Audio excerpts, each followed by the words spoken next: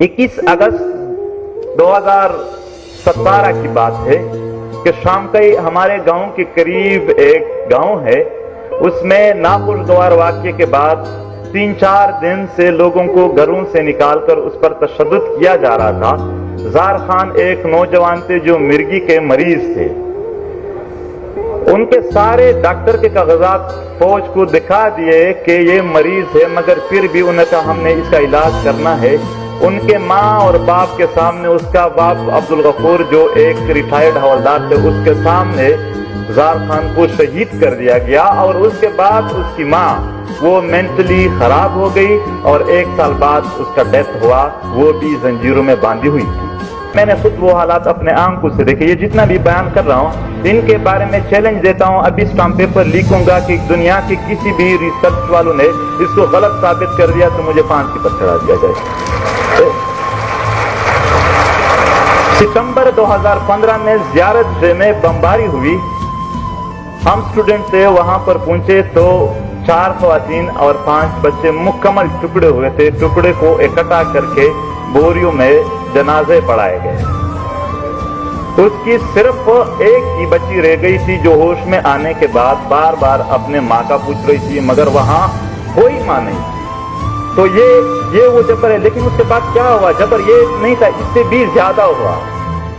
Pakistani media पर वहां पर पटी चल रही थी कि पाक फिजाया की कामयाबियां जारी, ज़ियारत में 13 दहशतगर्द हलाक। मतलब सिर्फ नॉर्थ वजीरिस्तान में 2 सालों में 418 घर टारगेट किलिंग में गुजर गए हैं। ये टारगेट किलिंग उन इलाकों में ज्यादा होती है जहां मदनियात ज्यादा होते हैं। नॉर्थ वजीरिस्तान बोया मोहम्मद खेल जो कापर और गोल्ड से भरी पड़ी है, वहां के लोकल लोगों को ट्रक की ड्राइवरी भी नहीं मिलती है। चाइना के साथ एग्रीमेंट करके सिर्फ वहां पर लोगों को टारगेट किलिंग मिलती है और कुछ नहीं। हमने मुतालबा किया कि ट्रूथ एंड रिकंसिलिएशन कमीशन बनाए, तो कहा गया कि तुम लोग गद्दार हो।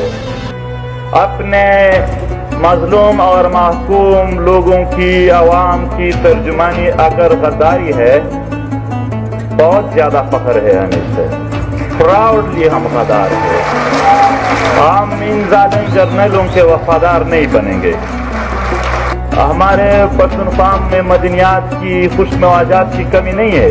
जन्नत जैसा वतन है, मगर हमारी रोजी लाहौर, कराची और दुबई के गलियों में लिखा गया है, इन ही स्टेट पॉलिसीज की वजह से।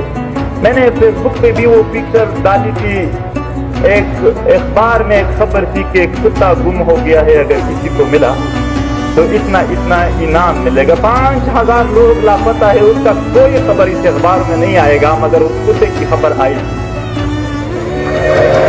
आप लोगों ने देखा होगा कि करंट लगने से गद्दा हलाक हो गया, मगर वहां पर हमारे इंतहाई इंटेलेक्चुअल तबका वो रोजाना के बुनियाद पर टारगेट किलिंग में शहीद हो रहा है, कोई खबर नहीं आएगी।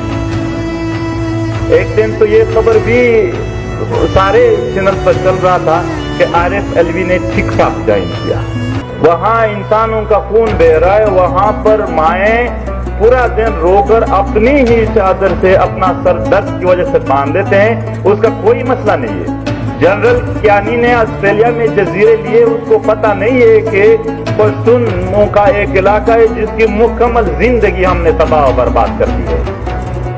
1860 में अंग्रेजों ने इस इलाके को गुलाम बनाने के लिए जो दफात इंट्रोड्यूस किए थे, लोगों पर लगाए थे, आज पाकिस्तानी रियासत वहां पर पश्तून रहनुमाओं पर आज भी वही लगाते हैं। खत्म करने की वो कर रहे हैं, मगर हम मुजाहमत के आदि लोग हैं, मैं मुजाहमत कर रहा हूं। आज पूछना चाहते हैं कि रियासत के पास हमें देने के लिए इस 21वीं सदी में जहां रियासतें सलाही रियासतें हैं, क्या है?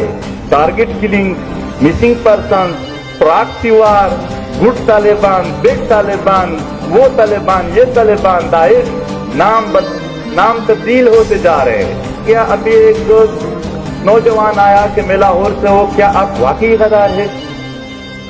सवाल पूछ रहे थे, मुझे खुशी हुई और मैंने कहा हाँ मैं वाकई गद्दार हूं। तो वो थोड़ा मुझे देखने लगा कि कैसे। मैंने कहा वो जालिम लोग, वो जालिम जर्नल जो यहाँ जुल्म करते हैं, اس کا میں کبھی وفادار نہیں رہوں گا. بالکل وہ اطمینان کر لے.